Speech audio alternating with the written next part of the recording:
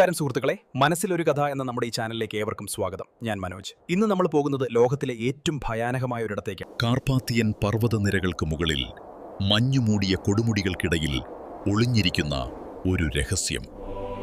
Vlad the ഇംപേലർ എന്നറിയപ്പെട്ടിരുന്ന ഒരു രാജകുമാരനുണ്ടായിരുന്നു. ശത്രുക്കളെ ജീവനോടെ കുന്തത്തിൽ തറച്ചു കൊല്ലുന്ന ക്രൂരതയായിരുന്നു അയാളുടെ വിനോദം.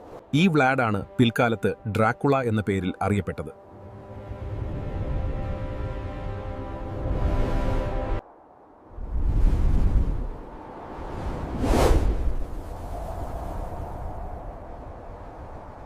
ഈ കോട്ടയ്ക്കുള്ളിൽ വെളിച്ചം കടക്കാത്ത ഇടുങ്ങിയ രഹസ്യ ഗോവണികളുണ്ട്.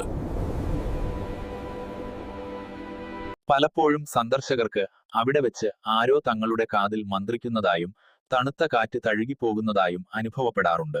രാത്രികാലങ്ങളിൽ ഈ കോട്ടയുടെ പരിസരത്ത് ചെന്നായകളുടെ ഓരിയിടലിനൊപ്പം വിചിത്രമായ അലച്ചകൾ കേൾക്കാറുണ്ടെന്ന് നാട്ടുകാർ ഇന്നും വിശ്വസിക്കുന്നു.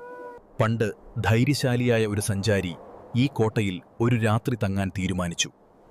അന്ന് പൗർണമി രാത്രിയായിരുന്നു. തറയിൽ എന്തോ വലിച്ചിരിക്കുന്ന ശബ്ദം. കണ്ണു തുറന്ന് അയാൾ കണ്ടത് മുറിയുടെ മൂലയിൽ നിൽക്കുന്ന നീണ്ട കറുത്ത വസ്ത്രം ധരിച്ച ഒരാളെയാണ്. അയാളുടെ കണ്ണുകൾക്ക് തീയുടെ ചുവപ്പായിരുന്നു. ഒന്ന് നിലവിളിക്കാൻ പോലും കഴിയാതെ ആ സഞ്ചാരി തളർന്നുപോയി.